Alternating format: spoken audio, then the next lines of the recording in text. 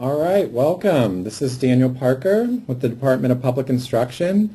I am the Autism and Family Engagement Consultant, the Department of Public Instruction, and I am here with Jen Townsend. Welcome, Jen. Hi, everybody. Thank you, Daniel, for the welcome. And Jen is here with us from CISA 1.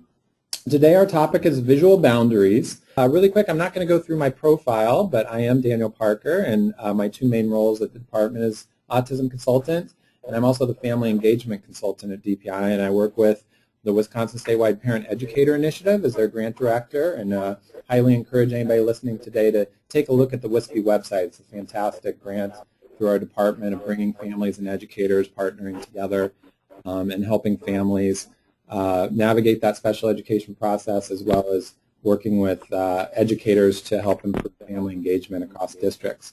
And Jen, anything you want to say about yourself? Yeah, sure. I'm Jen Townsend. I am the educational consultant and coordinator of autism services at CISA number 1, and have the opportunity to do some collaboration with Daniel as we move forward in educating our state, our families and our educators alike, in how to provide the best services for the students that we work with and the children that we work with that have social learning differences, including autism. So I'm excited to be here again this year and back again this year. So thank you guys for that good feedback, and glad that Daniel invited me back to be a part of this. Yeah, I'm excited. We have a lot of good topics that we're going to be talking about. All right, thank you for those of you who put in their poll. It looks like today we have about majority of people as special educators. We do have next would be other professionals.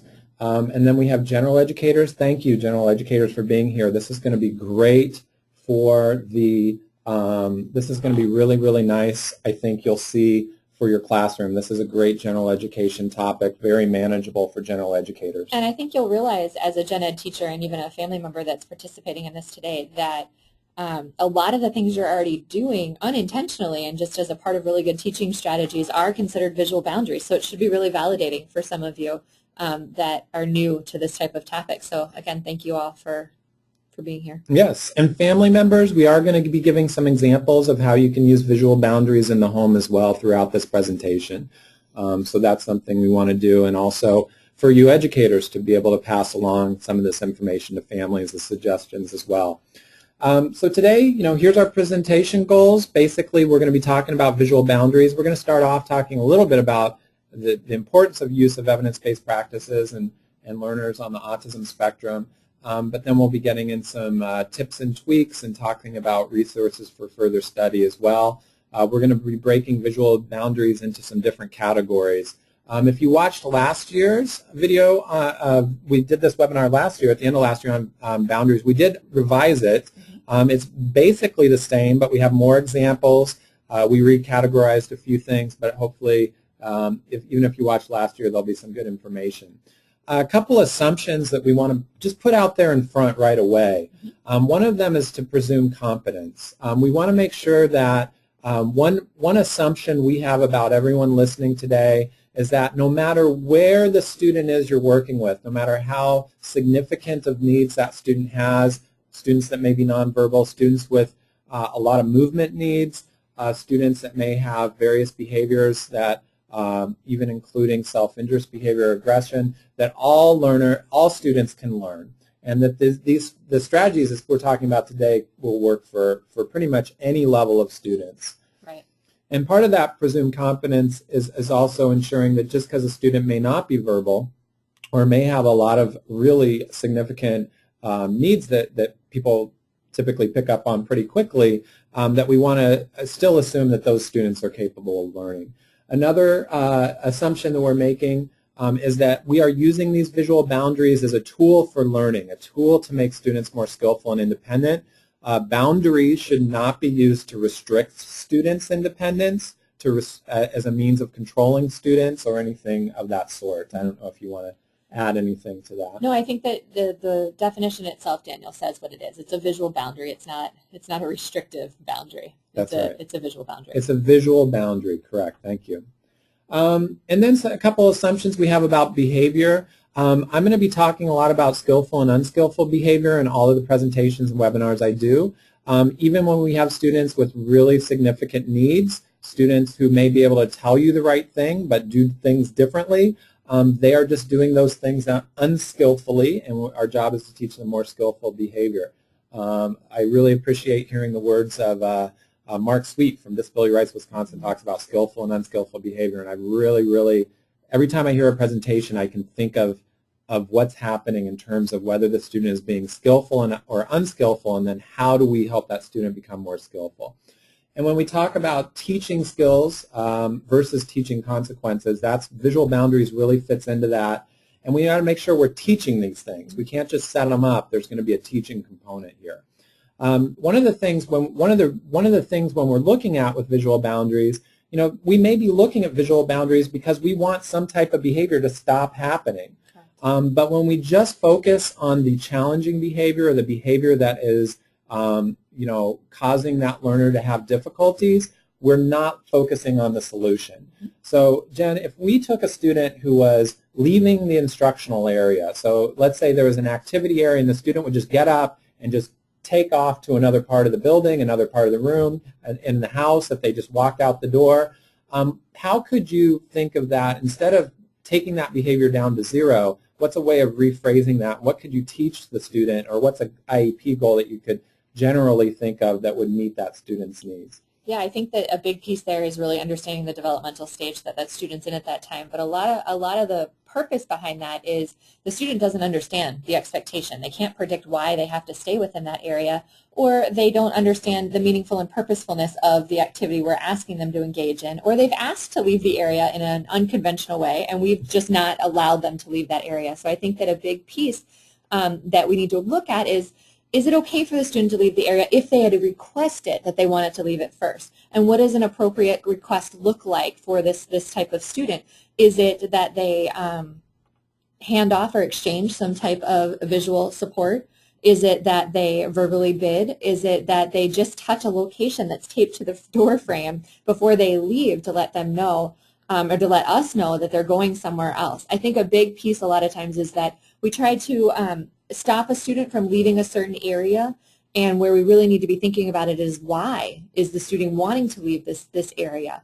Could they predict the steps, the sequence, that were a source of assistance, engagement, or pleasure? I think that those are big components, Daniel, to this. That and if they are leaving, do they have destinations that they can let us know they're going to? Mm-hmm. So sometimes it's okay to leave because we need more sensory, more movement within our activity at that time. So we have to flight to go to get more sensory input. But I think the big component there is that appropriate request, and what does appropriate request look like for that student, and can it be a nonverbal request paired with a visual? And have we clearly defined that visual area that we want them to stay within? Has that boundary clearly been set? And we'll talk more about this today, of really looking at that challenging behavior and that desired behavior by setting up the environment and setting up this space, that learning environment, that engagement environment that you're looking to interact with the student and the child in a meaningful way. So if there are 2 chairs sitting at the table, or there are 2 people sitting at the table, if there's 5 chairs sitting at the table, there's only 1 person sitting at there, those are types of things we're going to talk more about today. Yeah.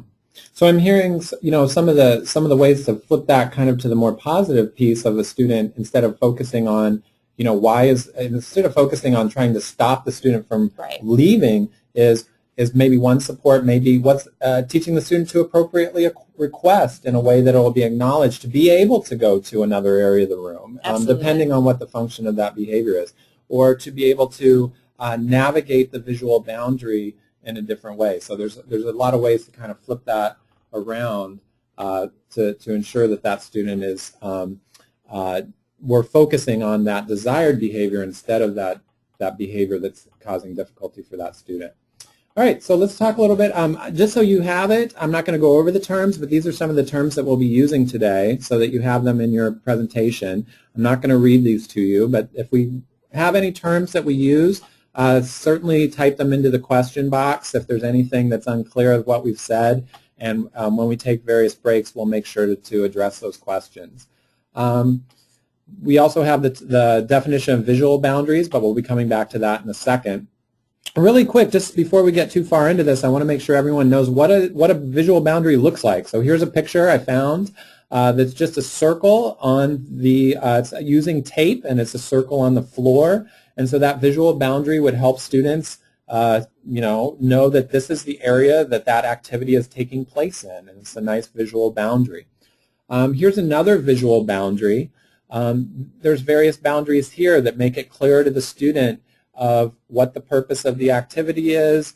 You see some structured teaching systems there and work systems there for the student. So there's probably a visual schedule right there. But that kind of setup may help some learners be able to focus and engage in certain activities.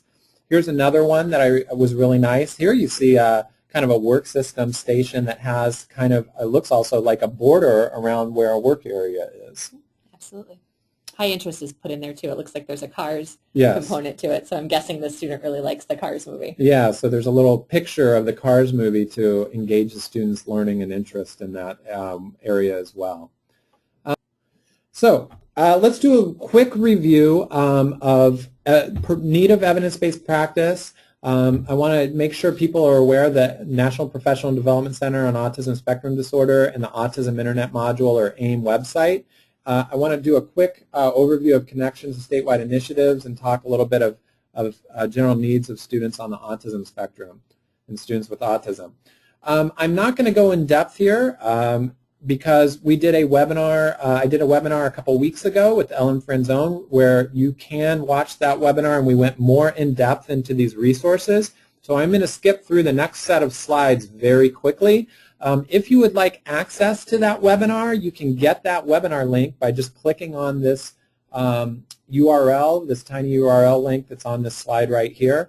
And I'll be checking that form every once in a while, probably every few weeks, and then I'll just send out batches of that webinar link for those of you who are interested in getting more information about evidence-based practices and links to statewide initiatives. That webinar also has some great information about statewide parent support organizations across Wisconsin. It is important to know that all the strategies we're discussing today around visual boundaries and visual supports have decades of research and proven effectiveness for students on the autism spectrum. There's also a good amount of research for visual boundaries for other demographics of students as well. The research that I am going to be talking about, and a lot of the materials came from the National Professional Development Center on Autism Spectrum Disorder. Here's a screenshot of their web page. I would highly encourage people to go there, mainly to just kind of take a look at all these 24 evidence-based practices. Visual boundaries falls under visual supports. Visual supports is broken into visual schedules, visual supports, and visual boundaries. So we're specifically talking about visual boundaries today. We're not going to be touching on visual schedules. That will be a webinar to be scheduled in the future, that is scheduled in the future. The MPDC-ASD, they do have really nice components. They have evidence-based and overviews, but they have these beautiful steps for implementation, and we'll be reviewing some of those steps today. And they have fidelity implementation checklists, and I really feel most educators should be using these in their practice. They're very, very nice artifacts to be able to show mastery of in the practices that we're using in our public schools. It is important to note that just because something is evidence-based does not mean it's going to work for every learner. Just because there's evidence that it's worked for one student with autism doesn't mean it's going to work for all students with autism. So keep that in mind. Also, it's important to note that even though an evidence-based practice might be effective for a specific student, if it's not working, it may not be that the practice isn't working. It may just mean that we need to tweak it. We may need to change it in some way. We may need to individualize that for that learner. And we'll be talking about ways to do that throughout this webinar of things to be thinking about to make sure that the boundaries that you put in place meet the needs of individual learners.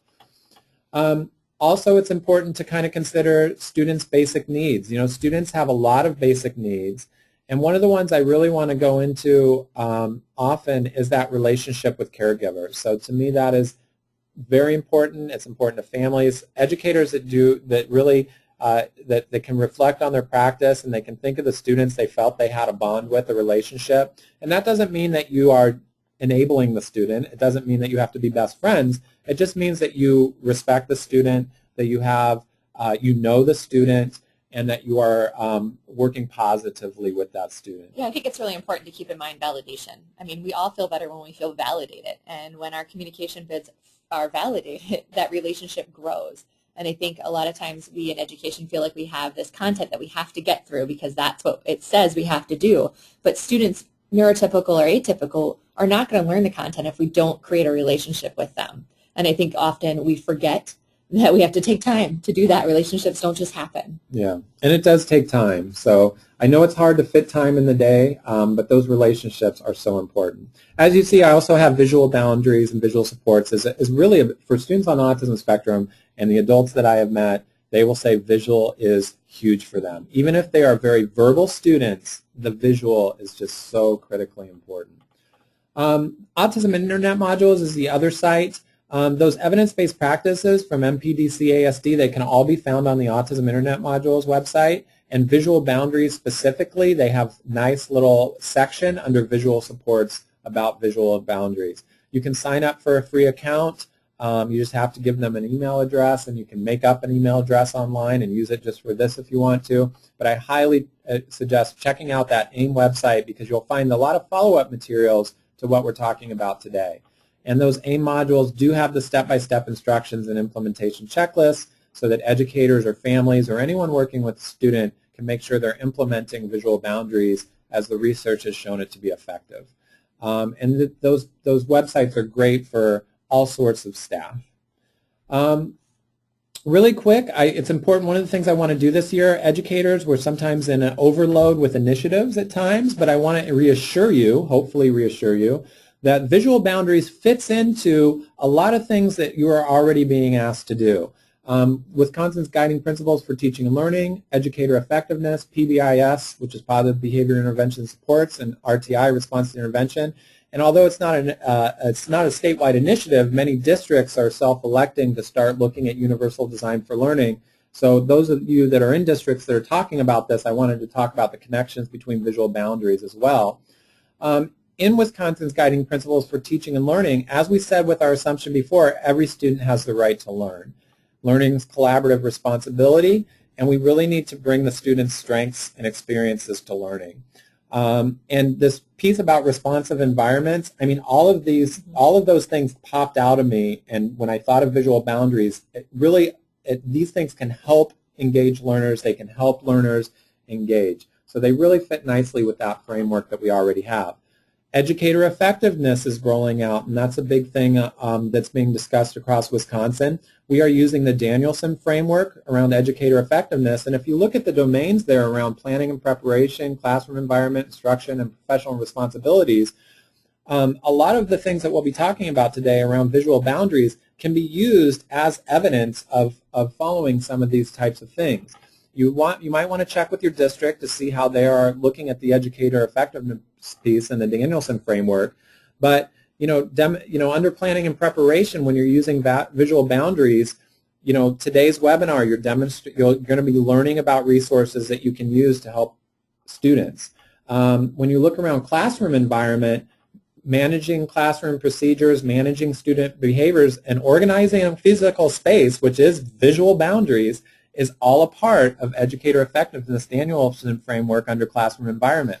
I have heard, I don't know if all districts do this, but I've heard that some districts are even using those step-by-step instructions and implementation checklists showing mastery that they are implementing visual boundaries with fidelity and then using that as their artifacts for educator effectiveness. So check out with your district and see if that's something that you can do. I'm going to move along here. And talk quickly. I'm going to let Jen talk a little bit, the connection. Those of you in Capital, Positive Behavior Intervention and Support Schools, PBIS as a school-wide feature, visual boundaries definitely play a role in that as well. Yeah, so a lot of you guys are being challenged right now to create routines and strategies that encompass positive behavior for all students. And when we look at visual boundaries, they're already there. Our guidelines are already, within our country are already telling us that we need to have the same types of visual boundaries due to our ADA regulations. But PBIS, when you think of those positive behavior interventions and supports, we're looking at students lining up in the hallway, students who have lockers open. Where do students walk in the hallways? You think about other positive behavioral pieces of those cafeteria lines, how things are moving, how students are navigating through those. The buses, where all those things are lining up and what the behaviors are and the assigned seats and the boundaries that you just indirectly put in place for all learners are so important. And Danielle and I are going to talk more specifically about static boundaries, like those carpets that you find in those elementary level classrooms where they have the different colored squares. We have a picture of that in here as part of the static boundary. You'll see a lot of those. So PBIS and static boundaries are very, very similar and can be found in a lot of those gen ed classrooms and should be validating for the gen ed teachers and special educators who are collaborating with them. Great. And those of you who might be hearing a little bit in your districts, if districts are choosing to look at universal design for learning, universal design for learning comes out of universal design for architecture, and really visual boundaries fits nicely with UDL, because if you kind of set up a visual boundary, anyone can use it. And the idea kind of comes out of universal design for architecture. Again, just for time constraints, I'm going to move through this really quick. If you want to learn more about UDL, in that previous webinar around Introduction to State and National Resources, I talk a little more about that. But just know that, looking at action and expression and engagement, two of the principles there of universal design for learning, visual boundaries can fit in nicely, setting up in classroom environments that are going to be able to assist your students with special needs, but also may be able to assist all learners. And if you want to know more about UDL, there is some great resources on our DPI page, and I have a few resources here on this slide as well that we are using to inform our work around UDL.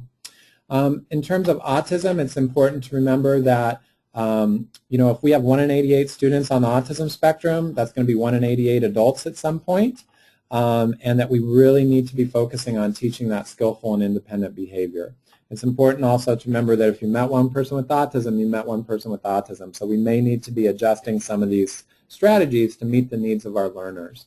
I would say really quick, oftentimes, again going back, when students are having difficulties, a lot of traditional behavior interventions is to try to talk to students about that, reprimands, giving them time out. But if you are finding that you're doing these things and they're not working, and the student has a disability, we need to really figure out something else. It doesn't mean that we don't have these consequences. It just means that if we continue to do them without anything else, we're probably not going to see success. Instead, what we can do is we can use these positive behavior intervention supports. We can use things like visual boundaries, but if we really want to maximize how we do them, we should be looking at those step-by-step instructions and using them to fidelity. So with that said, let's talk about our introduction to visual boundaries and talk about some definitions. We're not going to spend much time on, we're just going to give you a reference to the research base, and we're going to talk a little bit of what is a visual boundary. So visual boundaries falls under visual supports on the MPDC-ASD list of evidence-based practices on the Autism Internet Modules website. Jen, how would you describe a visual boundary just very quickly, like in an elevator speech, or if you just had someone asked you, what is a visual boundary? A visual boundary is the most basic way that you can organize an environment. Great. Fantastic. And I like what you said earlier, that it is visual. You might use objects, of course, but it is visual. We all use visual boundaries, kind of going with that universal design for learning. These were some things that we had thought about, that we all use certain types of visual boundaries that assist us. There's when I'm driving down the interstate and I see a bunch of orange barrels, I know I need to slow down. That triggers me to do that.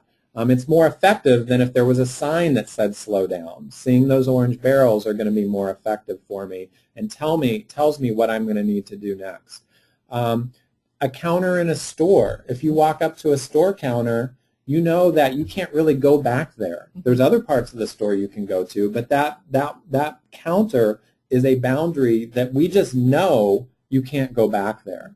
But as neurotypical people, did anyone teach you that, Jen? Don't go behind the counter? I don't think so. Yeah. I think that, that was kind of one of those things where you just knew. And a lot of times some of our colleagues would say that when that phrase, you just know, comes out, then it should be a teachable moment for somebody with a social learning difference. Yeah. Well, they should just know. When you hear a colleague say that or when you find yourself saying that, those are moments when the light bulb goes off in my head, uh-oh, I think we need a visual here to support why we should just know this. And it's a teachable moment. Yes. And we may have been told also, but we know that people that lack certain skill sets, they need to be taught and not just told. And they'll probably need a lot more repetition before they understand the reasons behind that. The research base, here's just a link to the research base. You can go to the MPDC-ASD website, and there's a whole slew of research base that you can look up if you are interested in that. And we were talking a little bit about why we like visual boundaries. What are the main reasons you like them? The main reason I like them is because it reduces that stress and anxiety. It really does provide a clear visual space for where and what should be taking place during that time. For some of our kids who are more anxious than others, having a visual boundary really alleviates a lot of that anxiety, Daniel, that I think they carry with them naturally. And it links up really well to what we do for all people, all learners. I know another reason I like visual boundaries is it makes students more skillful and independent. That teacher prompting, we have a lot of times we're always telling students where to go, what to do. Sometimes we're holding their hands if they're younger students. We're giving physical prompts. And when you have visual boundaries, the students can manipulate that environment themselves. And if you're teaching students about visual boundaries, they can even set them up themselves if they're being taught over time. It may take years for some students, but those are skills that they can learn themselves as well to create their own boundaries. I know I create my own boundaries sometimes at home. If I have something that I need to take to work the next day, I put it in front of my front door before I leave, because if I don't, I do not remember it. So I've learned to create my own visual boundaries at times. Well, I think a big point here, Daniel, though, is that if you look at kind of the major components of how to set up visual boundaries and visual pieces, they really do, they assist in that safety piece. People feel safe, they feel safe, they assist in that transition and organization. And when a visual boundary is paired with other evidence-based practices, they both work really, really well together. And we'll talk more about that pyramid of why. Yeah. And for students with autism, it's visual. And we know that students on the autism spectrum, the visual support is critical. And the other big piece, and this is something we added on, is that movement need. A lot of students might get stuck. And I've heard Judy Endow, who's she's a person with autism, and she also does a lot of professional development and training in the state of Wisconsin. We're very lucky to have her. And I've heard her use that term before of getting stuck. And what that means is you might have seen a person with autism drop to the floor. You might have seen them not want to go through a certain doorway. You might have seen certain things where they have difficulty starting and stopping. And sometimes there could be many reasons for that, but one of them could be the visual piece. Something visually could be stopping them. Do you want to give an example really quick of that? Yeah, I think a lot of times we have a student, that is working in a environment, and they're working at their desk, and they do really well during the morning. But then in the afternoon, they just seem to shut down, and we all think, oh, maybe it's their stamina, maybe it's the activity. Well, let's step back and take a look that it's only happening during the fall semester versus the spring semester. Where's that sun glare coming in? Where's that glare coming in from the sunlight? And is that affecting that child? And is there a way that we can adjust the visual boundaries of that space to avoid that glare, to avoid that reflection during that specific time of day? Yeah. And I don't think that that's something we really think about often. But when we take a step back and we're looking at it from a different lens, we start to see those pieces and those variables come into play. Yeah. And I know that we've also talked, if you're asking that question of, well, we've seen that student do it before, maybe something visually is different. Time of day, like you said, season. Maybe when students are in the hallway, it's harder, and when they're not, it's easier. Or vice versa. It's just hard to know. And something we talked about, Daniel, I think we shared this example last time of a student whose classroom had an extra student added to it mid-year. And that student had kind of a routine of how they came in. And those visual boundaries just adjusted a little bit, enough room, 3.5 feet, for a new desk to be stuck into that environment. And thank goodness for peers, because a peer recognized what happened in this student's movement into the classroom, that the visual boundary had moved 3.5 feet. And he couldn't finish his sequence of how he walks into the classroom by taking 5 steps and doing a twirl and then jumping up 2 times and then sitting down at his desk, because there was a new student desk that was added to the row. Although his was still in the same spot, it was 3.5 feet over. and that student was able to move the desk, let him finish the pattern, and then he could sit down. But those are things that we don't think about, the flow of traffic. We don't think about those patterns within where the furniture was to where it was moved to. Just slight adjustments can cause somebody with, a social learning difference to have some significant impact by it, and unnecessarily, Great. unintentionally too. That's a great example. And so, those visual boundaries really can help students who get stuck and clarify those expectations. We'll also be talking a little bit about social awareness and personal space versus public space in our webinar today.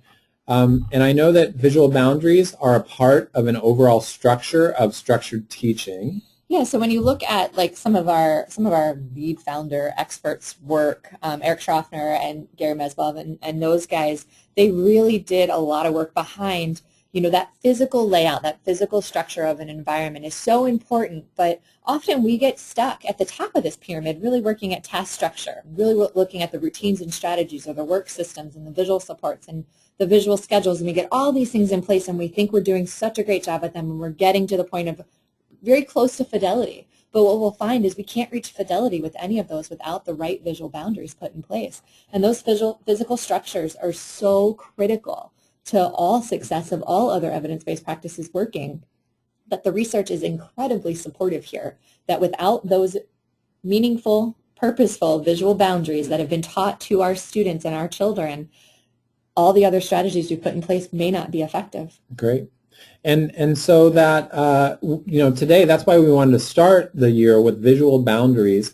Jen and I will be doing 2 webinars on visual schedules. We did one last year, but we felt it was such a big topic, we're going to break it into 2 different webinars. Those are coming later in the year. And also, I'm going to be working with Jen on structured work systems, which is that, so those are those first 3 tiers there. So we'll be kind of over time working out some of these other pieces. Today, we're just really talking about those physical structures, those visual boundaries. We might bleed or overlay into some of those others a little bit, but we're mostly talking about visual boundaries. Mm-hmm. In terms of resources, there's all kinds of things you can use for visual boundaries. You can use any object as a visual boundary. A few of the more kind of interesting ones we'll be talking about today are things like wiki sticks, marker discs, pipe cleaners, really good use of placemats and tablecloths. Some of the obvious ones are things like tape and rugs, cubbies, desks, furniture, things like that. But you can use anything as a visual boundary. And really, it is important if you're using visual boundaries, again, just another throw out, that I would really look at having someone kind of check those step-by-step instructions after you put these things in place to see if you're doing them with fidelity. Daniel, some pieces that people are starting to do more and more of is taking a blueprint of their classroom and actually mapping out the visual boundaries and the static versus movable things within their space.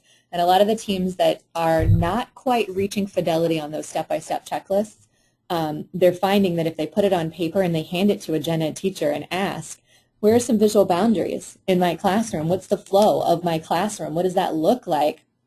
And if a gen ed teacher or an administrator or even a parent can't pick up that flow and walk into your room or look at a map of your room and tell where these spaces are, your visual boundaries aren't quite strong enough yet. Mm-hmm. And we need to look at those step-by-steps and figure out where that error might be occurring. Good. One thing to consider for students when you're using visual boundaries, you're going to think of those mobility needs. Do you have students that need that use wheelchairs? Do you have students that have specific movement needs? Jen was talking earlier of an example of a student who had a movement need to spin around when they entered a room.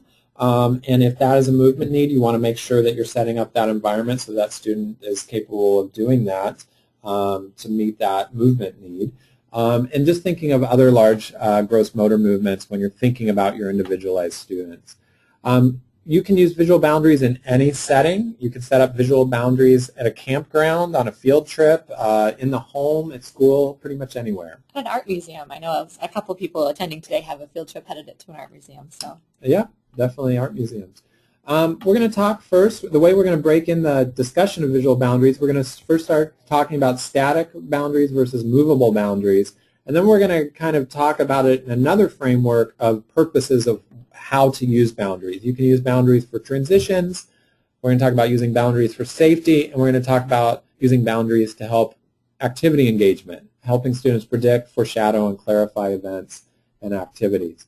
So to start out, we're going to talk about static boundaries versus movable boundaries. There's a question that came in. Yeah, somebody's asking about just really making it non-student specific. So if we were to put a visual boundary like tape on the floor in a gen ed setting or a gen ed classroom, how can we make that so that it's not calling out that student or not showing that that student is the only one that might need that visual boundary? I think when you put visual boundaries in place, it's important to put them throughout the classroom. That student moves throughout the classroom just like all the other students do. So if you're looking at a visual boundary based on where the desks should be, because maybe the desks are sliding all around the classroom, just run a strip of tape where the desk rows are. Run a dot on the floor where the desk feet should be for maybe 2 desks at every pod. If you're looking at putting up visual boundaries because you've got a student who is constantly taking things off the teacher's desk because they feel like they can take anything off of any surface area within that classroom, making those visual boundaries meaningful to all students within the classroom and just say, our flow in this classroom is not to walk behind the teacher's desk when you come in this classroom door, it's to walk in front of the teacher's desk. And maybe for a period of time putting tape on the floor to help show where the flow should be, putting footprints down, even in a high school type environment. If students are still making that error, we really need to consider, can we move our furniture around in order to make it so that the students are not continuously having the flow of traffic to go the wrong way and be tempted by those other components? That also made me think, that big question of how do we provide certain accommodations and supports without stigmatizing a student? A lot of that sometimes, the answer to that sometimes can depend on what is the culture and climate like of a classroom, because there are some classrooms in the world where there's always all kinds of individualized accommodations. There's others where it's less so, and it's more that most people get the same things. What I would say is if you're trying to introduce something for a specific learner, as Jen said, you could think about how to make that universal for others. One way is maybe do a quick conversation about how in hospitals they put lines on the floor so people know where to go, or airports, or talk about visual boundaries everyone uses. Then ask some of your students, does anyone think that we could do something in our classroom, and then have some ideas come out of that, and then maybe let a few other students, or maybe talk to some students on the side, and have them also have that visual boundary, even if they don't need it, to reduce that stigmatizing feature. It's not going to hurt to put down, some visual boundaries for some other students. It may even help, and it might be able to avoid that kind of a situation. Yeah, and I think sometimes if students start roaming around the room during instruction, it might not be the visual boundary that's the challenge, but it might be the how do I engage within this activity or this task? Like, what is the meaningful intrinsic motivation for that student to stay within the proximity? Also thinking about, is a seated desk the most appropriate workspace for that student? Maybe a standing desk, maybe, look at different variables of the situation. If the student is looking to kind of flight, like we talked about earlier, Daniel, from the situation or from the learning environment, what are some of those other factors that could be coming into play? I was talking to a general education teacher in 5th grade, and she was talking about how in her classroom, in the general ed classroom in a district in Wisconsin, how students are able to stand at the back if they need it. They have different types of chairs. They have different types of things. And at first, everyone kind of wants to do all these different options, but eventually, after a few weeks, really the students that really needed that support are the ones that end up using it. The ones that don't really need that actually end up preferring the traditional setting. But that's another example of universal design. So let's talk a little bit about some different static boundary examples here. So tables, bookshelves, rugs, carpets, filing cabinets, cubicles, tape on the floors, walls, and desks, caution tape, pictures, signs, wall colors, lights, posters, boxes, and worksheets. I'll show a couple pictures. Here's a picture of a rug. I have seen this rug in classrooms before. I remember our music teacher had a rug like this for students to help them come in and line up and sit down in a way that each of them had kind of their own little personal space. Might work well for younger students. Here's an example again of kind of a visual boundary. You have a kind of a study area for individualized work for a student. So that the student won't be distracted by maybe some of the visual stimuli of looking out onto a full classroom of students. Here's another area. So clearly you can look at this picture and you can say, where is the student going to work and where is the student going to engage in sensory activities? So clearly you can just by looking tell what the purposes of those two different areas are. And I would imagine that for this student probably had fairly significant movement needs or needed a lot of breaks, so that they made that movement area really accessible to that student. Here's another example. If you can look at this picture, it looks like we have a nice kind of structured work system kind of organization for this student, but what I like is the place to put the shoes. There's a little area of tape, and I think there might even be a picture of shoes underneath. There is. For this student in particular, the team had decided, it's really not a big deal if the student does not have his shoes on during instruction. Some of us, even as neurotypical adults, don't like to wear our shoes when we're doing things that cause us anxiety.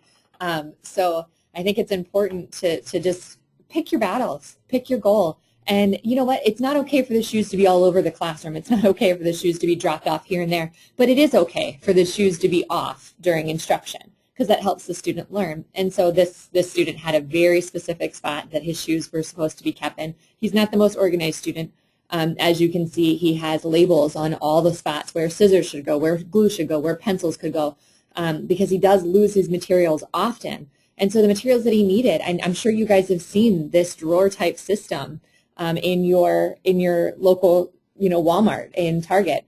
And these are kinds of things that a lot of kids can use. This is a student who needs to start using a locker, but just can't quite get there yet to get his materials organized enough. So he does have checkpoints in the morning and in the afternoon, but these visual boundaries, this right here really does help that student be prepared for his classroom and for his learning environment.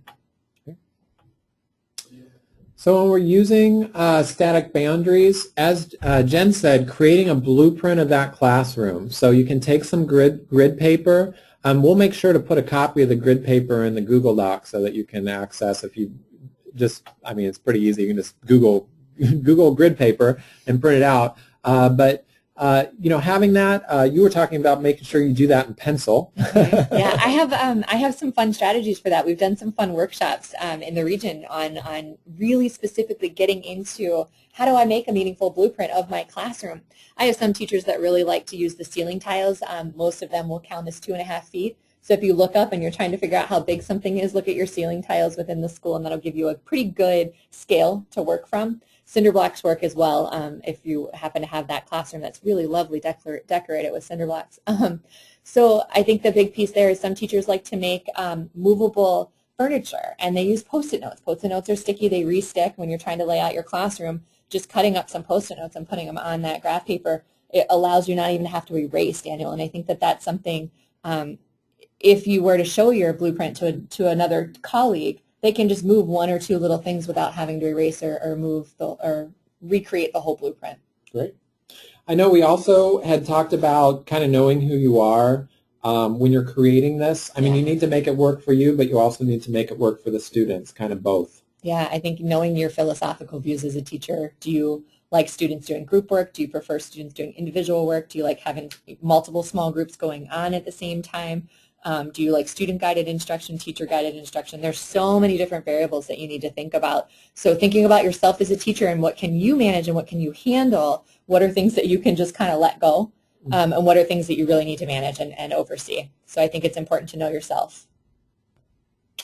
It's also important to remove the clutter. I have worked in many different classrooms, and I've worked in those where you could probably almost eat off the floor, and those where you were kind of scared to, where I would walk in and I personally get a little overwhelmed by visual stimuli, where it was difficult for me, and I could see students struggling in that. So it really is important as best you can to remove that clutter. Really you can actually store a lot of the things you need inside some of the visual boundaries if you can have access to that, like filing cabinets and those types of things.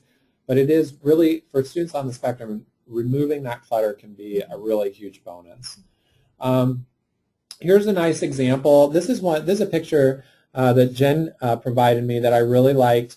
And it's an example. You see some filing cabinets there. So my guess is a lot of the students' work that they don't need right away can be kept in there. There's probably lessons that may be only used a couple times a year that are kept in those cabinets.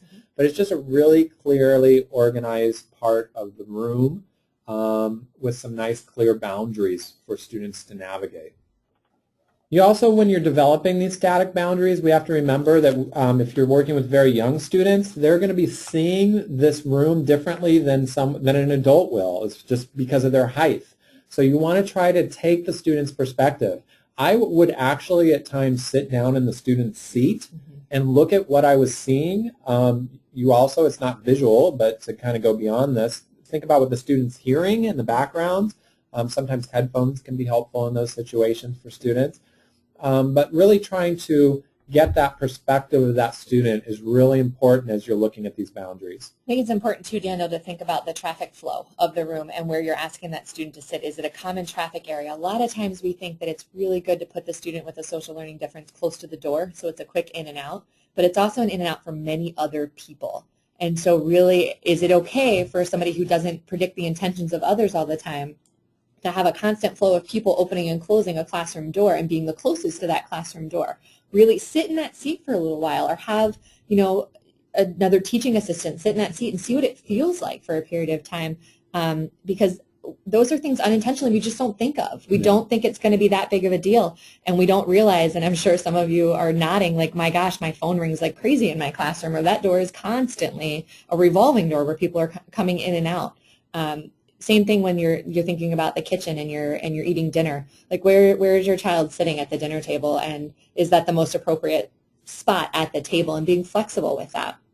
And one of the things that Jen and I had kind of talked about when we were preparing this and when we talked about visual boundaries is, if you look in any room, the room you're in right now, there are visual boundaries. I mean, you almost think of it, they exist. They are there, and they're either helping you or they are not helping or hindering you. They're either assisting you or limiting you. They're either clarifying what you need to do or how to navigate your area, or they could be confusing you.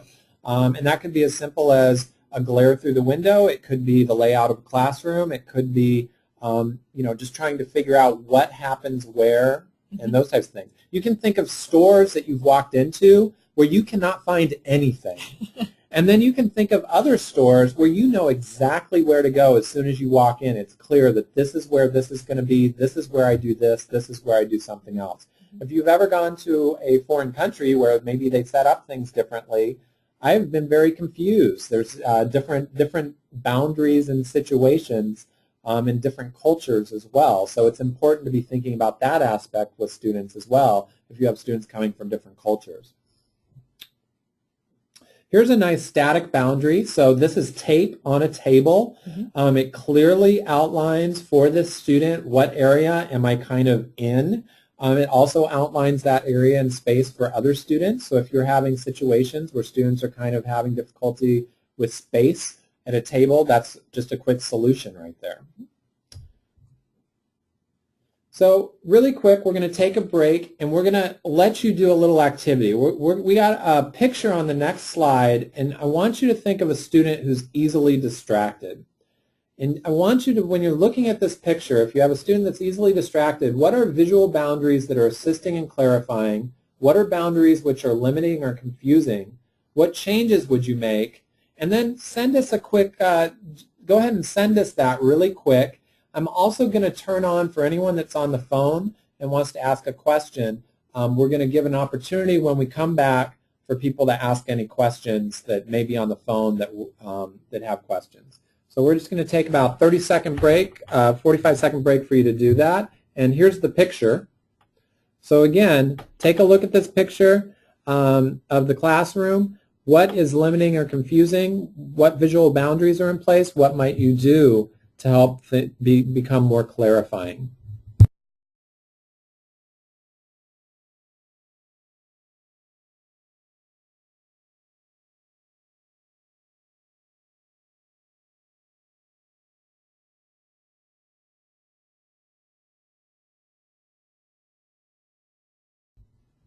I think we have a question being typed in here, Daniel, or a comment being typed in here, and somebody's saying that the desk arrangement where the desk seems to be floating in the middle of the room doesn't seem to really have too much grounding it. It just seems to be sitting there. And somebody else had put in that the visual stimulation of the bulletin boards, maybe from that student's angle, might not be as helpful, maybe hindering and confusing rather than helpful and clarifying. Good. What would you do to, you need bulletin boards at times. What might you do to make that visual stimuli less? If you had a student that really was having difficulty with that distractibility, what might you do? Well, I think the bulletin boards are good for all learners, but I think that maybe putting up a visual boundary on that side of that student's workspace to really help the student not have to see that within their visual field for a period of time. I think one of the participants did note that you may want to set up an individual office area in that classroom for that student to use instead of the desk floating in and out. And maybe having some patterns around each section of the board might really help some of those visual components. And I'm just reading what you guys are typing in here as examples, so feel free to keep on typing. I will keep articulating those comments. I was thinking, too, sometimes we talk about, and this may or may not be easier, I like your idea of those physical structures. If you don't have access to that, you could possibly just put something over certain bulletin boards at parts of the day, like a sheet, a solid colored sheet, and then take it off when you're working on writing and you need the word wall. Or when you're working on center time, and that's where the jobs are, the centers of what people are doing that day. A really good idea came through of the shower curtain. Put the shower curtain rod over it and move the shower curtain rod, or the shower curtain that's on the rod above that.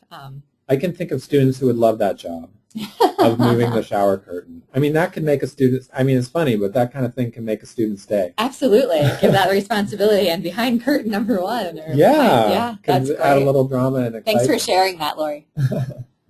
Yeah, great idea. All right, let's move on. All right, movable boundaries. So this is where we're talking about things that you can move around. Chairs, desks, placemats, cookie sheets, carpet squares, dividers, tablecloths, podiums is one that we've talked about as well. Those are just a few. Here's a picture of a really simple boundary. I know that people use this type of thing for when they are using boundaries for assessments. Spelling tests, things like that, where students have access to those. You want to make sure if you have a class set of those, you might keep them in a specific location in the room. You may make it, if you need that for one student, again, you might just have about 10 of them and make it optional and just say anyone that wants to grab a boundary right now can do that.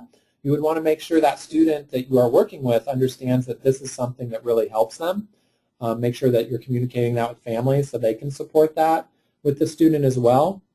So that, but a student is going to feel more likely to want to use an accommodation if it's something that they feel that other people are using as well, and they can see other people are using and understand why it helps them. So that's an example there.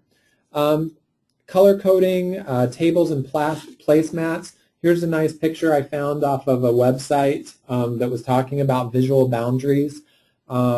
And I really like the color coding of this one. So these are placemats, so they're movable. So before we showed you a picture of tape on the desk, but if you had a table with a lot of different purposes, that's not going to work so well. So this is a nice way to have this movable, this visual boundary. And then within that placemat, they have circles and diagrams of where different objects or things go when they're working on that activity.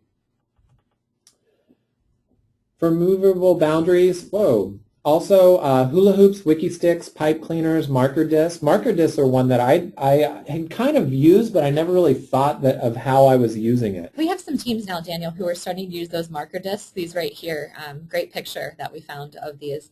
They're starting to use them as a transition item for students in the hallway, where all students are starting to grab them when they're walking in the hallway. Talk about PBIS right here. They are grabbing them as they leave the classroom, and they're underneath their desk and their chairs, and they're walking the hallway. When the line stops, everyone drops their poly spot down, and they stand on top of it.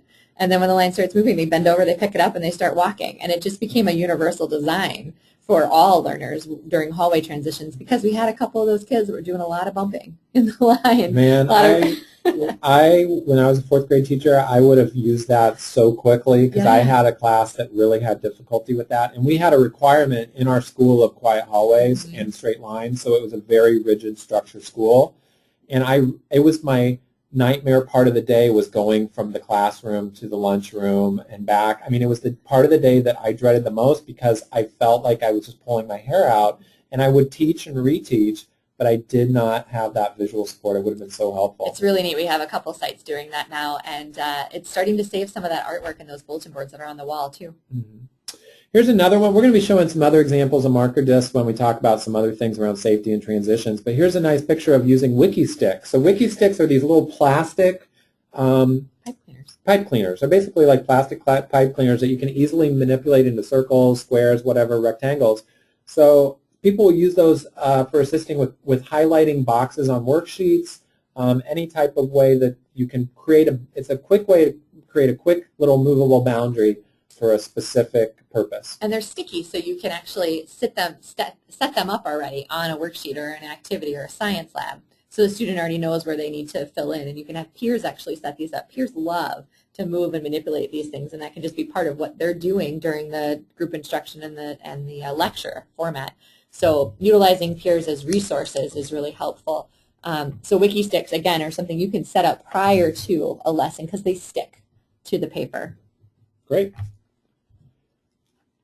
So markers, highlightings, those types of things also work well. You're really just trying to, create transparency boxes. This is a new one that Jen had seen a classroom teacher use. This is a music teacher, and what she did is she took a transparency, so a see-through transparency, like, I don't know if you younger teachers know what that is, but we used to have these things called overhead projectors before we had document cameras, and people would write on these things called transparencies that were sheets of paper that you could see through.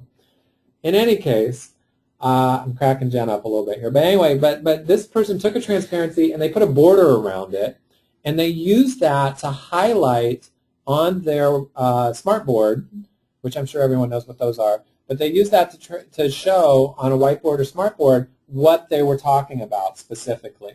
So that was a beautiful idea. I love that idea. And some teachers are starting to just have the saving off of those huge lamination rolls. They're starting to save those lamination pieces and having those awesome duct tape. Duct tape has so many different patterns right now that you can infuse the students' high interest into those extra sheets of lamination that are considered quote-unquote waste, and start putting that around there and use that as your visual boundary to really help students know where to go, where to look. And even back to that bulletin board idea, just helping students isolate where I'm supposed to look at the bulletin board, where I'm supposed to look on the board now. Yeah. Just a really great strategy, so thank you to that music teacher. Yeah, that's a great idea. Some questions to ask, making sure with movable boundaries, is this meaningful to the activity? Does it make sense for the learner? There are enough. One of the things was, are there enough chairs for the number of individuals participating? Do you want to talk again to that really quick, Jen? Yeah, I think it's really important to know that if you're asking a student to engage within a independent activity and there's 2 chairs sitting at the table, it kind of sets them up to fail. It's confusing. Yeah, unintentionally, again. They may be waiting for that other person to arrive, or they may be wondering, is there going to be another person coming? Mm-hmm. But if they sit down at a desk with just 1 chair, that instantly is a marker that you're going to be working on this by yourself. Right. I think it's just something that we don't think about all the time. Same thing with a group situation, like really having the right number of chairs at the group. And talk about a great sensory activity of heavy lifting. Lift your chair up from the stack, put it at the table when it's time to work, and then pick your chair up and stack it back over there. Really does help. It kind of adds in a gross motor sensory movement, heavy lifting exercise to the activity when it's appropriate. Great. The other piece is making sure those boundaries are consistent across subjects and days. So if you were going to use a placemat for a math activity and then said, oh, that works really well, I'm going to use it for the reading activity also, could be confusing for the student. Yeah. Doesn't mean you can't use a placemat, just might mean use different color placemat or something like that. Use one with numbers on it versus letters on it. I mean, just thinking about different things that do cue and provide signals and visuals to help that student understand what the activity might be talking about. We saw the one about cars. That student loves cars, and he's constantly talking about cars. It was one of our earlier slides in the presentation. And so that student knows that when he comes over there and sits down at that activity, that there's going to be a different placemat set up in that taped boundary area each time he comes over, and he's going to know that that's either a leisure conversation time, or it's going to be a math time, or it's going to be a literacy time, based on what that visual looks like on that boundary area. Great. So we're going to switch gears a little bit and talk about how you can use both static and movable boundaries to do transitions. Mm-hmm. So for transitions, a lot of times these are going to be movable boundaries, but not always. So tape on the floor is an example of a static boundary. I have seen that often used, just using tape on the floor. Patterns in the tile, we used to in our school, we used to tell students and we would teach them, and we would practice, like PBIS, that you go 3 tiles out from the wall, and that you are 3 tiles away from the person in front or behind you. And we would practice that and re-practice that at the beginning of the year and as needed throughout the year for all students so that they knew how to transition in the hallways. So this is just a picture of a hallway, and you can think of the tiles there and how that would work. Other ways I've heard of people using transition boundaries, a student who this was an early childhood example, but would be sitting at their desk at early childhood and had a hard time going to circle time. And this is like 4 or 5-year-olds, so this is a young student. And they actually had one of those big tubes, that you can crawl inside. And they put the entrance to the tube next to the student's chair, and they put the exit to the tube where the student sat at circle time. Great idea. And once they did that, they never had trouble with that student walking around the room or getting distracted going from point A to point B. And it was also probably a nice reinforcing transition for that student to go from their little table over to the circle time activity. So just an idea I thought I'd share. We've seen footprints on the floor, tape, different ideas. Any other creative ways you've seen people get students to kind of line up or move around the building with those types of things?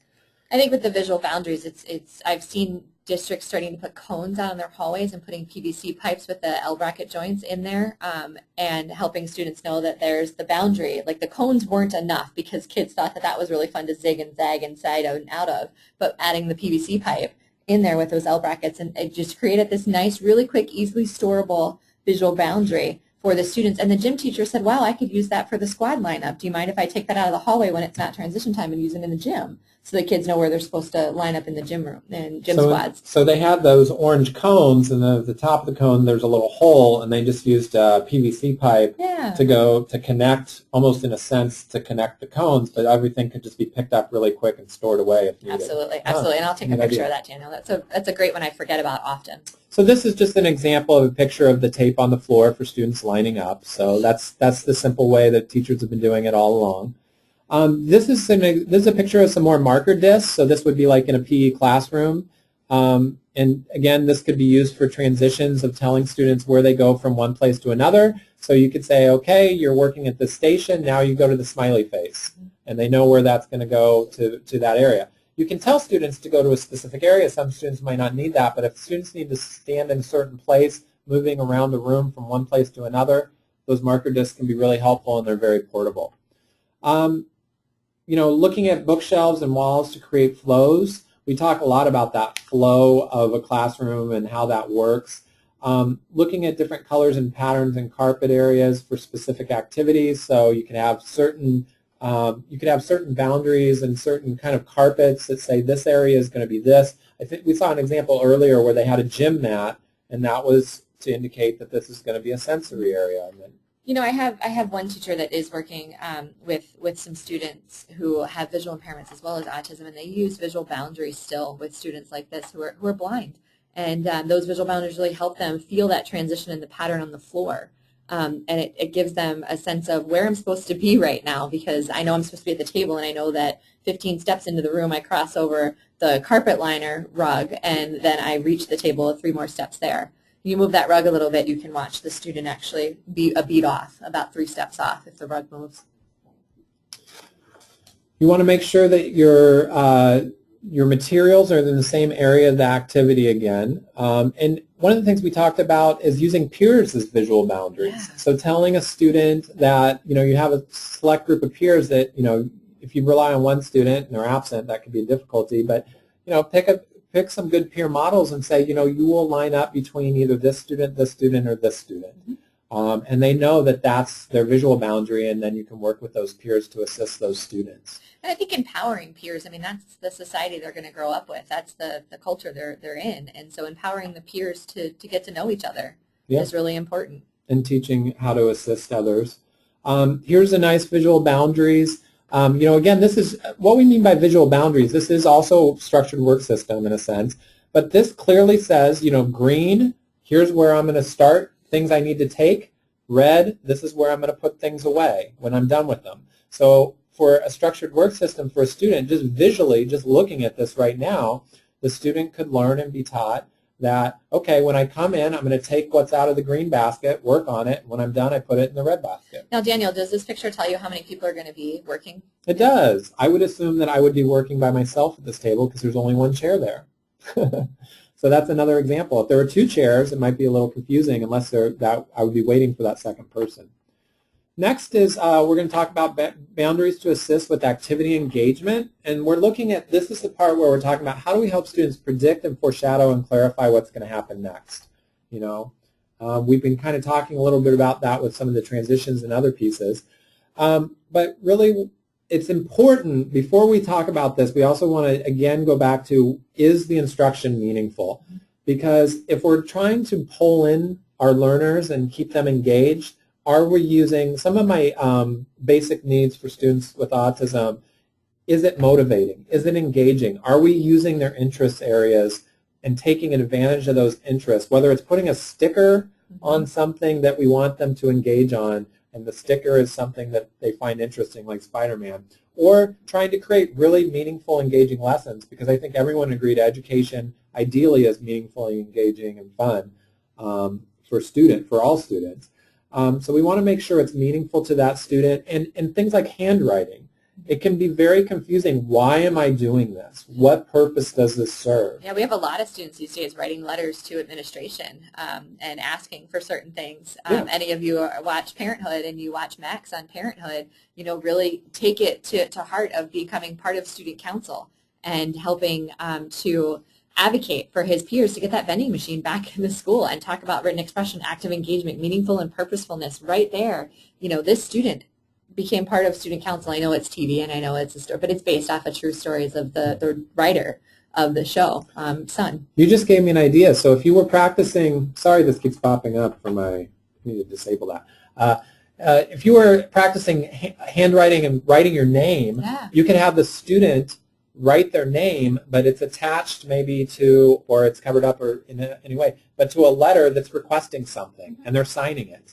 Now the purpose of what the teacher wants is them practice writing their name, but maybe to make the student more meaningful, when they do that, you read, oh, this is it. Oh, and you signed it. Okay, there you go. That gives you whatever they're asking, or some affirmation of taking what, student artwork. Daniel, a lot of times taking a student's artwork and having them put their name on the bottom of it and then putting it into other students' or teachers' mailboxes is really a meaningful way to attach handwriting and not just rewriting personal information, but writing it for a purpose.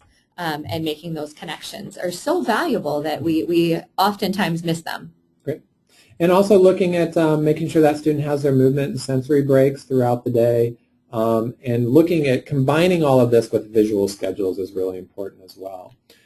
We've already talked about the chairs at the table, so think about that. If you have 1 chair, it's assuming it's going to be independent. 2 chairs, you're going to have some assistance. Multiple chairs, it's a group activity. Other piece, tables and rugs. So you can look at setting up environments so that you have a science lab table, a reading table, a lunch table, a morning meeting rug. Color coding those, making it very clear that when the student sees the area, they know what they're going to do. So if you look at an area of the room, it should be very clear what that's going to be. You could use posters, all kinds of things. So what do you think would happen? So you can take a look at this picture and you kind of just think about what is going to happen in this area.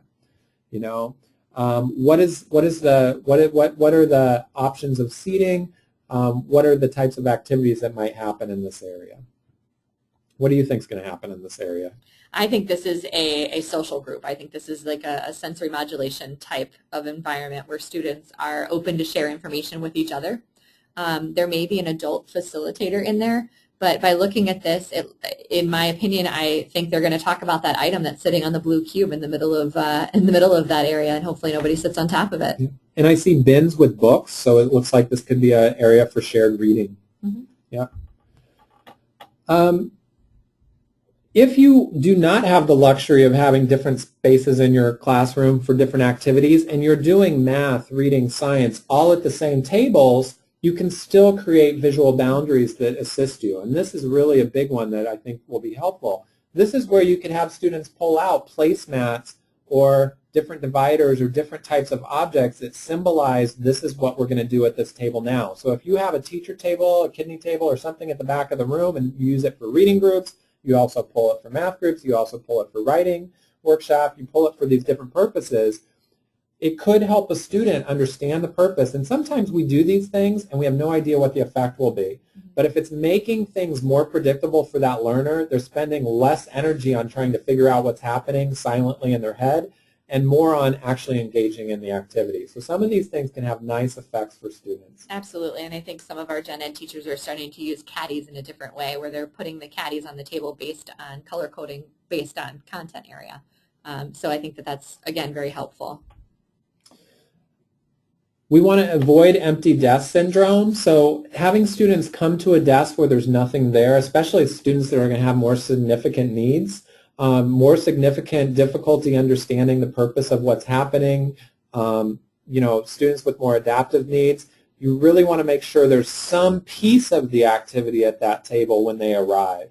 So when the student goes to a transition into a new class or comes back from recess or is going from a high school math class to a high school social studies class, that when they sit down, there's some object at that desk that cues the student on what they're going to be doing next. Correct, and that should be meaningful. It should be a meaningful object connected to the content.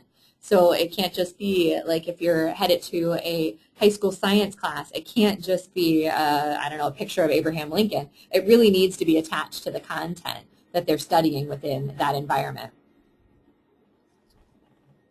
All right. We're looking at also at, we're going to really quick, boundaries to assist with producing activities. We have also in here a nice picture of kind of another structured work system. I'm going to move along a little bit. Talking about visual boundaries on worksheets, you can put boxes for names. You can make sure that you have bold line sections for different parts of activities, boxes with lines for amount of the information requested. So there's lots of things you can do with worksheets. Do you want to chime in on any of those pieces? Or I think with worksheets it's really important to highlighters work really well. Highlighters are fantastic. They're very quick, portable, to create visual boundaries around parts of information. Yeah, I think even just color coding some of those things, like if you are putting some visual boundaries of where to find look-back strategies using that, if it's a WH what question, and then just go ahead and highlight it. There's highlighter tape too, Daniel, that people are starting to use more often. You can purchase that in an office store. It has like 5 or 6 different colors, and it's sticky, so you can actually stick it into a textbook. And then you can match it to a worksheet as well. So students can use both of those, and that's a great visual boundary of where that student should look without actually writing in the textbook. Great. So highlighter tape is another idea. If you have those static visual boundaries, things like cubbies, walls, different types of things around the student's work area, to help them understand what's happening next, you can have them put up, you can put up different posters with directions, self-regulation techniques, for sensory types of areas, pictures of the students engaging in the activities so that they understand what to do next. Sometimes I've seen students who really enjoy using a device, using some type of technology device, and we have more and more of those available to us throughout our classrooms. And using that foreshadowing and that poster with directions, or students are starting to tape like a science lab demonstration or an art teacher's demonstration, and then they're able to watch them during the independent practice, and they can stay and follow along with that activity, pausing it when they can't quite remember all the content or rewinding it if they didn't get something right. So again, another nice visual support to add in with our visual boundaries. Great. Here's a picture of just a whiteboard that can be set up for the student's work area. Again, this would be a student probably doing some individual work there. Color coding, having zones. If anyone is using zones of regulation, it kind of goes off of some of the social thinking kind of work that's being done. And I know that Jen can talk a little bit more about this, but this is a picture of students coming in and going to different parts of the room and selecting the zone in which they're going to be doing an activity. Can you talk to that? They're selecting their emotional zone of where they are coming in emotionally. So if a student's coming in the red zone and then automatically they're going off to the side corner and sitting in the back of the room and they're curled up next to the window, the teacher knows they've just removed an item from the red zone. And so approach with behavioral-based strategies for the student. Don't approach with language-based strategies to help that student cope. And so honoring that fact. If a student's coming in a blue zone, or they might be sad, and you can approach with language strategies, but approach with maybe emotional regulation as well, not just questioning. Students coming in green zone, they're ready to rock and roll with the instruction of where they're headed. And so you can immediately go ahead and start with the lecture or start with the demo. What this is doing is giving students permission to visually tell people where they are coming in within their regulation mindset and their mind frame.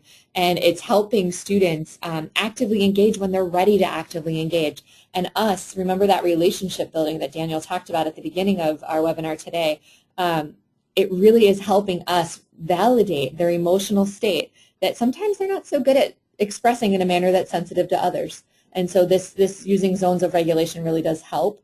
And this is something that's not just used and could be used with more than just students with a social learning difference. Great. And so when students come in and pull off the zone, they're looking at this and kind of self managing. I guess not so much. They're self monitoring and kind of expressively stating through the picture icon which zone they feel, and then they go to an area of the room where the setup of that room helps that person's area. Yeah, so the teacher in this room, Daniel, has set up different areas. If you're in a red zone, these are some strategies that might work for you, and you can be back over here in the corner, but you can't be in a red zone and sitting at your desk with your head down, stomping your feet. That's just not going to work in our classroom. But you can be in a red zone and sitting in the back where we have some of our sensory tools for students who are in a red zone, and I'm going to give you your space. And I'm not gonna put lots of demands on you auditorily. Rather, I'm going to give you behavioral-based strategies to work yourself out of the red zone. That's great. So students who come in a blue zone, just proceed with caution. They're just a little bit emotional at that point in time. And green zone, it's also, I need to have my visual supports up and running because I'm going to have to give them the stop sign, like now's not a good time for us to talk.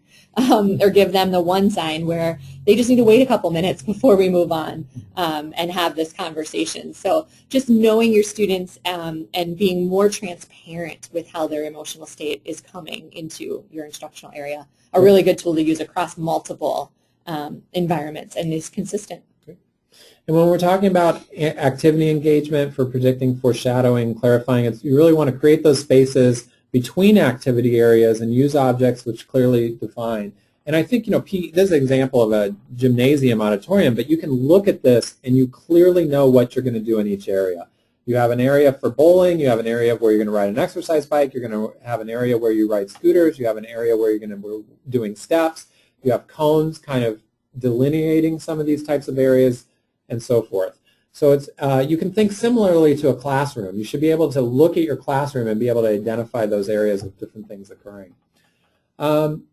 Again, we want to make sure we're eliminating some visual distractions and matching the objects in the area to the purpose of that. This is a nice, thinking about what students are facing. What are they looking at? So if you want, right now, the students to be looking at the teacher who's engaging them in a lesson, maybe this is a sequencing lesson or some type of lesson, you want them being able to face you with not a lot of other things going on in the background. And Daniel, what's important about this visual right here goes back to your comment of getting down at the student's level and where they're going to see. This teacher was not so stuck on the fact that everything had to be on her board. Rather, it had to be within the visual sight of the student. So not everything is sitting up nice and pretty on that bulletin board. Rather, it's sitting right in front of where that visual field of the student is when they're seated in that chair or on the floor. All right. And also, thinking about the visual boundaries of an iPad, there's a lot of students do well with the iPad because they have that kind of border around the iPad, and it can be really helpful. I know I heard once Kate McGinnity talk. She's excellent. She does some of our two-day autism trainings at DPI, and she answered a question once and gave a strategy of a student who was having difficulty looking at a peer because who knows why, but listening to a peer provide instructions to assist the student with autism. And one of the recommendations she said, because the student used an iPad, was to have the student hold up, and maybe needed some prompting from the teacher to help, hold up the iPad and record the peer giving an instruction, and then they could then, after they recorded it, look down at it and watch that as many times as they needed to be able to hear that instruction and take that instruction or that assistance or that comment or that communication, whatever it is, and be able to then have that be helpful. Because sometimes that's a very difficult thing, but using those borders of the iPad and being able to communicate with that way, I thought that was a really unique use of an iPad. This next session, we're going to talk about boundaries to assist with safety.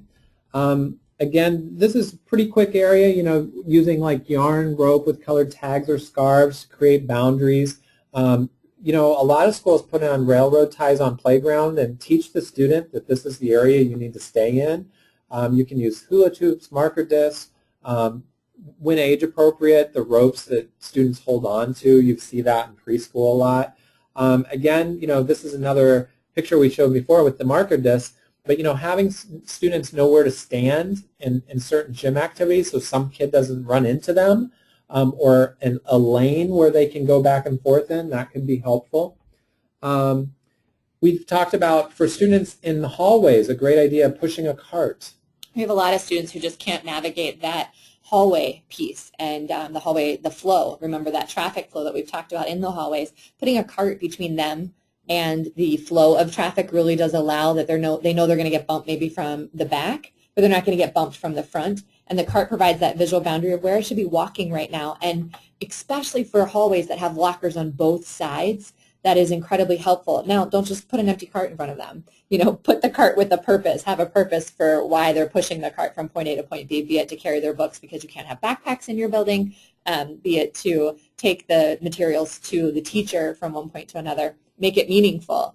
But I think that the cart can be incredibly helpful. We have got a lot of old overhead carts, don't we? Yes, we do have a lot of old overhead carts, but then they have document cameras on them now, I think. So in any case, here's a picture of just, for safety reasons, where students can, that line of tape of going up and down the hallway there next to the railing. Or I'm sorry, it's a stairwell. Wall dragging, sometimes that, depending on your school culture, sometimes that's okay, sometimes it's not.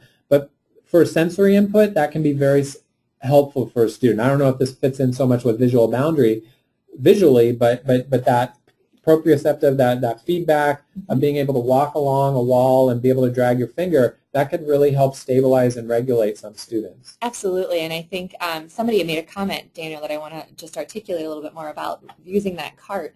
Having items throughout the hallway from point A to point B that the student collects and takes to the next destination, or items that they're picking up, can also be a meaningful way to use the cart within the hallways. So I think that that's helpful.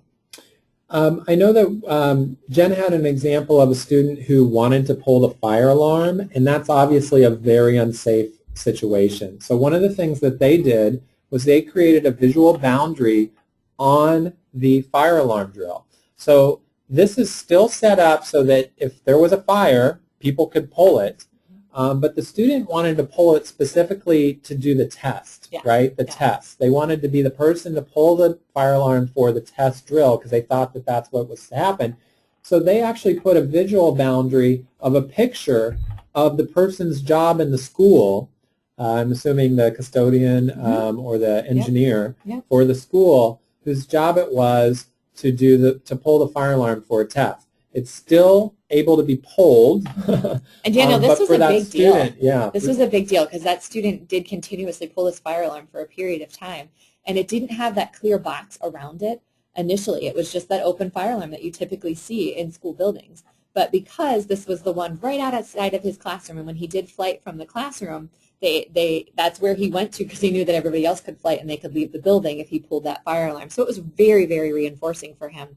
But putting that clear visual boundary over there with the picture of the person that's supposed to do it, paired with the social story around whose role it is to pull the fire alarms, we also had him write a narrative to the principal saying when he thought would be good days in the calendar, to do fire alarms and if he could be the assistant fire marshal. And he wrote a very, very good persuasive essay as to why he should have this role. Making it meaningful, right? Yeah. Meaningful, that's good.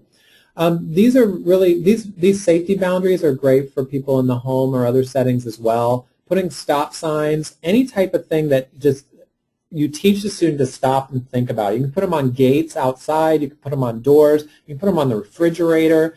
They can be paired. I actually was watching a YouTube video. I was doing some research this morning looking at video boundaries, see if I could find some stuff. And there was someone talking about how they just have a stop sign, and they were talking about it in the home setting, and they would just use it, and they would pair it with, let's say you have a student who likes to take other people's food. Well, you could have the stop sign in the area where there might be some food so the student doesn't go overtake it, but then you might also pair that with another visual that cues the student on how they can request the food appropriately. So you can have a stop sign and whatever that reason is. So let's say it's a door to go out to the playground and you're worried the student's going to run out, or a computer in the room that the student wants to go to all the time.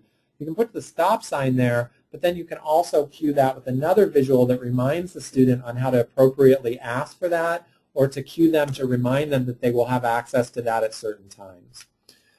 So here's a one. This is just a picture of a 4-door filing cabinet.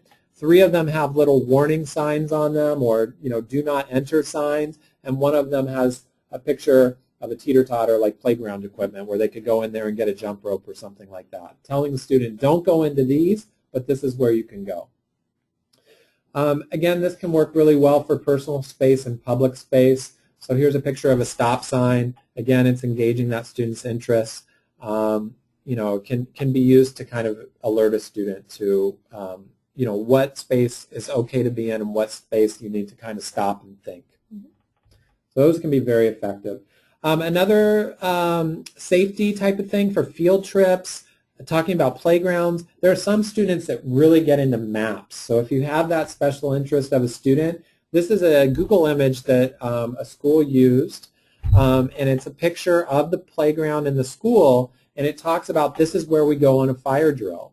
And, for me, as a neurotypical person, that would not help me at all. I would actually have to have walked out and gone to that place and experienced it and know the path. But for a student on the autism spectrum, this could be dead on, spot on, help that student get to where they need to go. So you never know. Mm-hmm. Absolutely. Great. Really quick, we're going to take a couple minutes for you to discuss what types of visual boundaries do you want to use? How could this boundary help students become more skillful and independent? All right, we're back.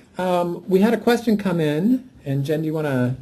Yeah, we had a question come in and just about what happens if a student stays within a certain zone, or they're staying in a zone and not accessible to the learning content.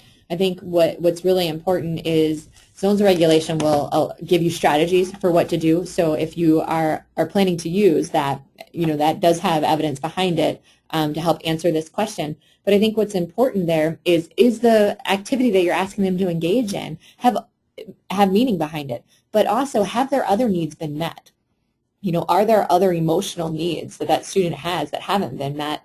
Be it, lack of sleep, be it some stress going on at home. Maybe mom's out traveling right now for business. I think it's just really important that you look at other variables of students who seem to be quote unquote stuck within there, and take the lens of the student, especially if they're staying more in a yellow or a red zone. If they're angry all the time, I think that's really important for us to analyze. Yeah, I would think that would tell you something. Yeah. So if they are stuck in a zone, that's a time to do a functional behavior assessment. That's a time to bring in some, experienced people that might be able to help you problem solve. That's a time to have really good communication with the family and let them know that this is what the student's choosing, and to really look at the environment and what other supports and become incredibly reflective on the practices that we're using at that time, and really give the student the benefit of the doubt, especially if they're able to communicate with us that they're in a red or yellow zone. And sometimes just acknowledging that. I mean, there are students that may I have known students who were just angry a lot. And that was it was almost like that was part of their personality, but they weren't always angry, But it just us acknowledging that and saying, wow, you are really upset. I'm sorry. What can we do? What do you think we can do to solve this? And not all of the solutions they may come up with may be possible, right. but you can at least acknowledge that and you can say, well, if we can't do that, let's try a couple other choices. You'll get an idea of maybe something that could work. Validation is important. Sometimes there's not easy answers, but the validation is important. We're going to talk about those steps for implementation now. The steps for implementation are from the MPDC ASD website. So if you go to the website and evidence briefs, you can find this on Autism Internet modules. Sometimes the formats on MPDC ASD are a little bit better. They're the exact same content as Autism Internet modules, but sometimes they just set it up a little differently as far as formatting on the MPDC ASD website. But you can go to steps for implementation. You're going to go down to visual supports, and then you're going to go to visual boundaries, step-by-step instructions. And this is what it looks like. So it's just information. What I like about these is it gives you some tips and other things. It gives you extra information of what we've discussed on how to do this. Those steps there's 4 simple steps, really. Define the need, define the boundary, teach the boundary, and evaluate success. So when you're looking at the need, you need to be thinking about safety, learners staying in one place. Do they know what they're supposed to be working on? Do they have trouble staying in one place? Do they leave a location because of frustration, or do they leave because of something they want to do, something else they want to do? So there's lots of questions that you can think about that are going to guide what you're going to do. You're going to define that boundary. Where is it? What should be used to create that boundary? And then you're going to teach it. And we've talked about that presumed competence assumption. Video modeling can be huge when you're working with the student creating that boundary. Videotaping people using the boundary, videotaping the purpose of the boundary and the student using the boundary appropriately.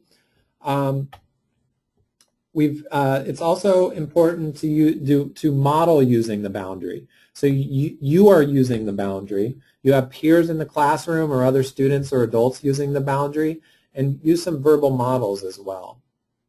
I think it's important too when you are using some of those verbal models, like the example of, oops, it looks like you forgot those things, if it's something you can bring towards the student, that might help show that visual boundary, although it might be located really far away, that it can come to them, and then you can place it back where it belongs. So like handing them for art a brush, or for math a manipulative, or for writing a pencil. Or the bin that they come out of. Or the bins that they come out of. You want to reinforce the correct use of that boundary. So by reinforce, you want to make sure there's a really good, on that MPDC ASD website, there's a really good module on reinforcement. Not just reward, but make sure that the student you're doing something, the student, it's going to make it more likely it's going to make it likely that student will do that behavior again. Absolutely. So a reward is something that we think is rewards. Reinforcement is something that from the student's perspective is actually going to increase that behavior. Could be verbal praise. It could be a thumbs up. It could be a high five. It could be a break. It could be all sorts of things. But you want to really acknowledge and reinforce the appropriate use of that boundary. Being consistent is key, making sure you have the same boundaries for same activities. We talked about a few of these things already. And matching the names to visuals, and making sure that adults and families are using that common vocabulary. The last piece is evaluating success. You really want to be taking data and looking at, if the purpose of the boundary was to help a student engage in the activity, has there been more engagement? Are you measuring that on the amount of time? Are you measuring that on the amount of time, the number of, the student requires less prompts because they're doing it more independently? However, you're going to measure that. Making sure that we're taking data not just on the student, but also on how well we're implementing. So those implementation checklists are going to work really good for that.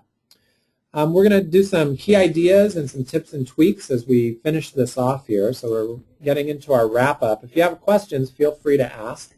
One of the big keys to success here is that we're modeling and using these boundaries ourselves.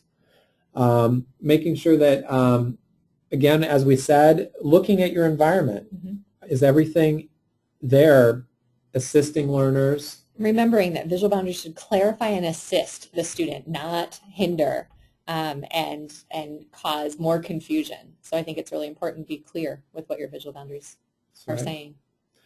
And looking at, personal space working both ways. So respecting the student's boundaries and belongings. A lot of times we're moving the students' materials around for them when they can be doing that independently through not so much verbal cues, but visual cues of putting things away and where to put things, and then teaching them how to do that on their own so that they're in control of their work environment and their activity environment and their home environment. And if we need to get into their personal space and get in within their visual boundary area that we've delineated as their space, we can ask permission. Other people aren't just going to come over into our area and take things off our desk. Most of the time we do seek permission prior to taking things from other people's spaces. That's right. And at the home, that could be, making sure that students have some personal, space in their rooms and those types of things. I mean, their parents always have to be watching, Jen, and monitoring and knowing what's going on, but you want to respect that personal space as well. So it's a balance. Making sure that the students know if you're going to go into your classroom and change everything around, make sure the students don't walk in and just all of a sudden everything's different. You really want to make sure that you do it with the student, ideally. And if you can't do it with the student, really just take pictures along the way. Go ahead and snap some photos as you're making the change. Put it into a really quick social narrative, social story. Just, we're changing the classroom. It wasn't working the way that it was. Here are some things that we are doing. And just be transparent. I think that a lot of times we think if we do things when a student's not watching, they're really not going to notice. They're going to notice, and it's going to be harder for them in the long term if we're just not open and transparent with those ideas and those changes. And if you try some of these things and they're not working, a couple things go to right away. Look, are you just putting it together, or are you modeling and teaching it? Mm-hmm. So that's a piece. You can teach it with video modeling. You can teach it through social narratives, social stories.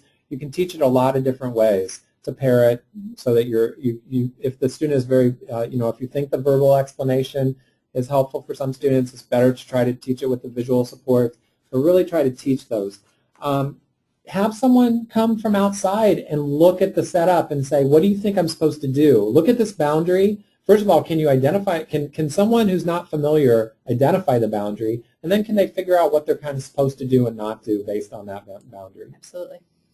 And then lighting, sounds, textures, colors, shapes, sizes, those could all make a big difference for the boundary. If you have a boundary that has a colorful pattern, that could actually be aversive to some students.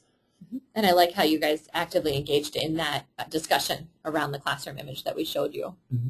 And going back to those movement needs, if you see difficulty with the transitions, look at the thresholds students have to go through. Look at the doorways. Look at the difference between getting to the top of the stairs to the next place. Look at just the environment in certain places. I know bathrooms, using bathroom is very hard, and there's a lot of auditory things happening in the bathroom that are very different than other rooms.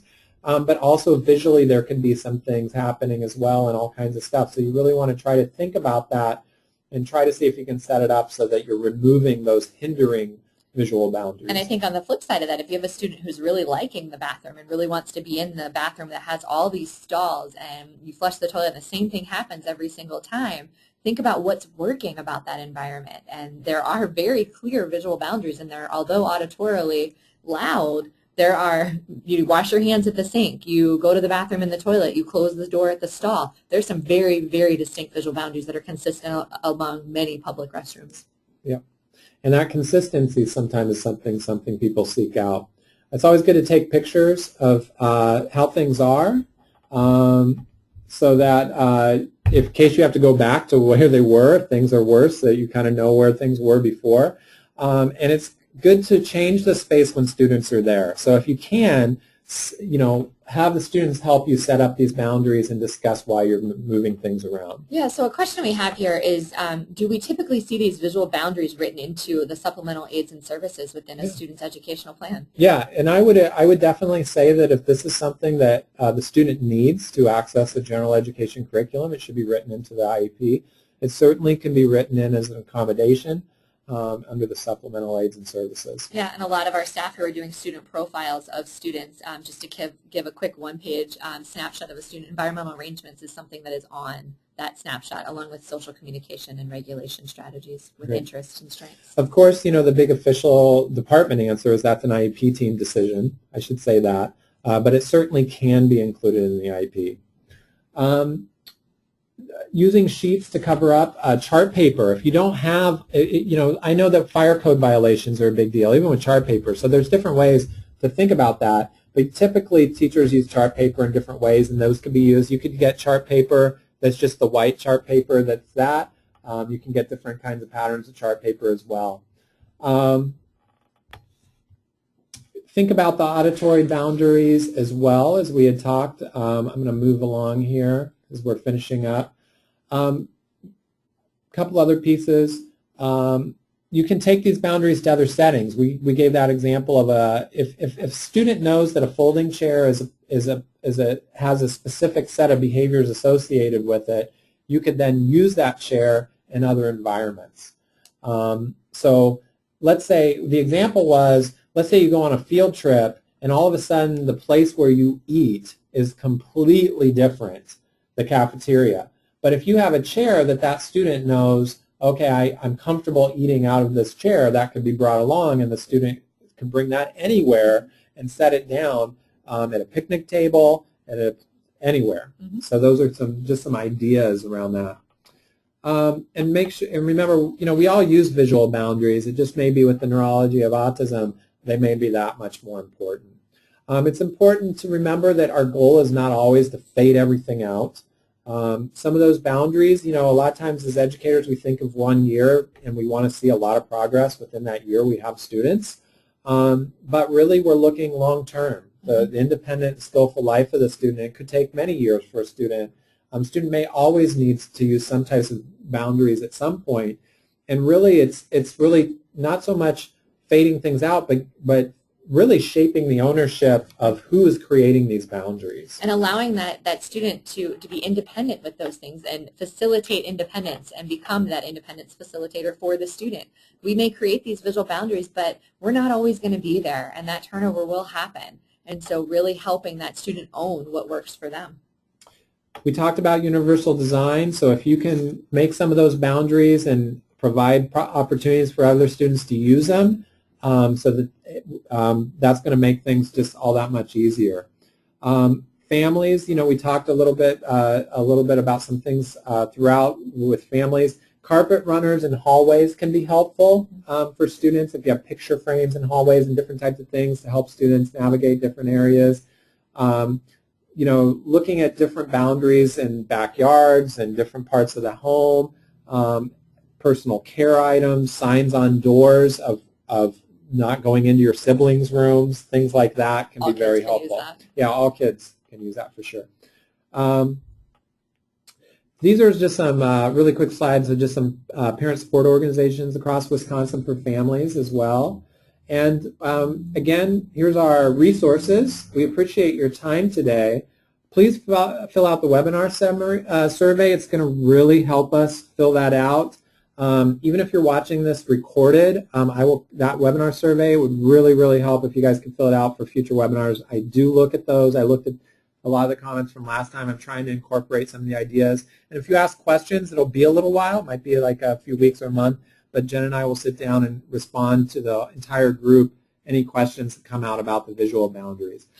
We would love pictures. I'm trying to create a bank of pictures. So if you have really nice visual boundaries, no names, no students. And thank you to those of you that did send us those pictures, because those were things that, homework assignments that people sent us from the last visual boundary webinar that we did together. So we're starting to create that bank. So continue to send those pictures in, and don't be shy. Take the picture.